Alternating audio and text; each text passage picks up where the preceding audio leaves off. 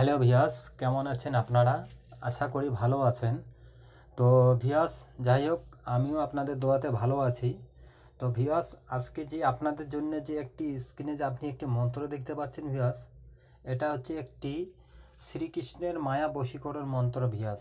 এই শ্রীকৃষ্ণের মায়া বশীকরণ মন্ত্রটার জন্য আমাকে অনেকজনে অনেক রিকোয়েস্ট করেছে, অনেকে আমাকে ফোনও করেছে, গুরুজি একটা শ্রীকৃষ্ণের মায়া বশীকরণ মন্ত্র দেন। এটা ভিয়াস, এটা অনেক রকমের কাজ করানো যায়, তবে আমি এত নিয়ম বলবো না, একটা নিয়মই আমি বলবো ভিয়াস। তো যাই হোক, ভিডিওটা ফার্স্ট থেকে শেষ অবধি দেখবেন, না দেখলে কিছু বুঝতে পারবেন না।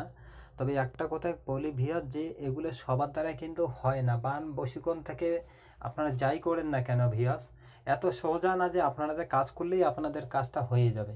এদের মধ্যে কিছু নিয়ম ফর্মালিটি আছে, যেগুলো তান্ত্রিক, যারা প্রকৃত তান্ত্রিক বা কবিরাজ বা গুরুজন, তাদের কাছে রয়েছে ভিয়াস।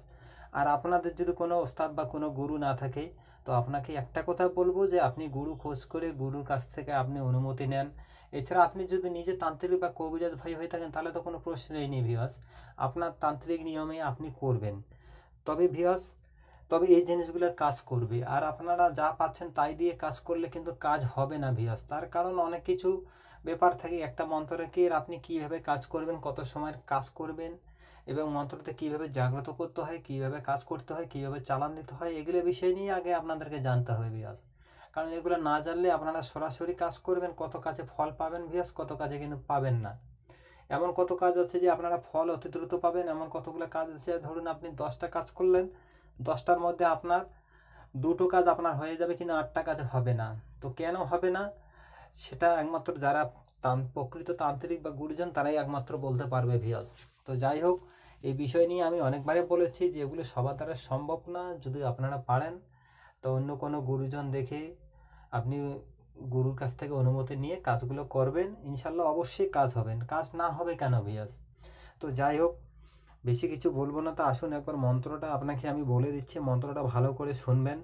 এটা একটা খুবই, যারা তান্ত্রিক কবিরাজ আছে তারা হয়তো বুঝতে পারবেন, আর যারা তান্ত্রিক কবিরাজ নয় তারা আর কি বুঝতে পারবেন। আমি শুধু পড়ে যাবো আর আপনারা পড়ে যাবেন, এতে কোনো ইন্টারেস্টিং বা কোনো কিছু কাজ কি হবে না সেটা কিন্তু দেখেও বোঝা যায় ভিউয়ার্স। তো যাই হোক, আমি দিয়েছি, আপনারা কাজ করলে করবেন, না করলে সেটা আপনাদের ব্যক্তিগত ব্যাপার। আমি বলছি না যে আপনাদেরকে কাজ করতে হবে। তো যাই হোক, মন্ত্রটা হচ্ছে শ্রীকৃষ্ণের মায়া বশীকরণ মন্ত্র। মন্ত্রটা হচ্ছে হরে কৃষ্ণ হরে রাম কার্তিক গণেশ ভবের নাম, রাম রাম হরে হরে শিব দুর্গার আসল লড়ে, আসমান লড়ে জমিন লড়ে, লড়ে 33 কোটি দেবতার আসন, এই মায়া মন্ত্রে করলাম অমুকের দৃষ্টি হরণ, 18 মোকাম 32 নারী করলাম বন্ধন, আমার এই নজর ছেড়ে যদি অন্য কোথাও যাস, শিব দুর্গার মস্তক খাস, দোহাই কৃষ্ণর দোহাই, দোহাই গুরু ওস্তাদের। তো ভিয়াস, আরেকবার বলে দিচ্ছি, মন্ত্রটা ভালো করে শুনবেন। একবারে সহজ মন্ত্র ভিয়াস, এর থেকে আর সহজ কী হতে পারে সেটা আমি জানি না। তবে এগুলো মন্ত্র একবারে সহজ, জাস্ট আপনাকে এগুলো সিদ্ধি করে নিতে হয় না, আপনারা মুখস্থ করে কাজ করেন, ইনশাল্লাহ কাজ হবে। তো যাই হোক, আর আপনাদেরকে মন্ত্র সিদ্ধি করে আপনি যদি বসে বা আপনি যদি রাস্তা দিয়ে শুয়ে যাচ্ছেন, আপনি তখনও মুখস্থ করছেন, এরকমভাবে কিন্তু হয় না ভিয়াস।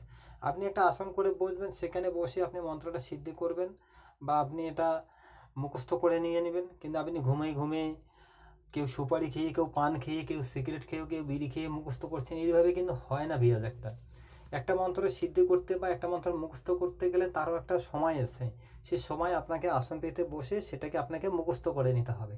এবার ধরুন আপনি মুখ দিয়ে গুয়া খাচ্ছেন, মানে সুপারি খাচ্ছেন, অনেক জিনিস খাচ্ছেন, সিগারেট খাচ্ছেন, বিড়ি খাচ্ছেন, তামাক খাচ্ছেন, অনেক জিনিস খাচ্ছেন, আর এমনি তো মুখটা নোংরা নোংরা হয়ে গেছে, ওই নোংরা মুখ দিয়ে যদি আপনারা ওগুলো উচ্চারণ করেন ভিয়াস, তো এটা কোনোদিনও সিদ্ধি বা কোনোদিনও আপনি লাভ করতে পারবেন না। তো যাই হোক, ওইগুলা তো যারা তান্ত্রিক গুরু, তাদের কাছ থেকে আপনারা বুঝাই নেবেন যে একটা মন্ত্র কীভাবে সিদ্ধি করতে হয় আর কীভাবে কী করতে হয়।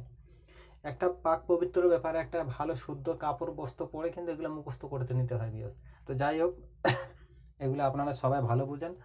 তো আসুন আরেকবার মন্ত্রটা বলে দিচ্ছি। মন্ত্রটা হচ্ছে শ্রীকৃষ্ণের মায়া বশীকরণ মন্ত্র। মন্ত্রটা হচ্ছে হরে কৃষ্ণ হরে রাম কার্তিক গণেশ ভবের নাম, রাম রাম হরে হরে শিব দুর্গার আসল লড়ে, আসমান লড়ে জমিন লড়ে, লড়ে 33 কোটি দেবতার আসমান, এই মায়া মন্ত্রে করলাম অমুকের দৃষ্টি হরণ, 18 মোকাম 32 নারী করলাম বন্ধন, আমার এই নজর ছেড়ে যদি অন্য কোথাও যাস, শিব দুর্গার মস্তক খাস, দোহাই কৃষ্ণের দোহাই, দোহাই গুরু উস্তাদের। তো ভিউয়ার্স দেখেন, নিয়মকানুন আমি সবাই এখানে দিয়েছি।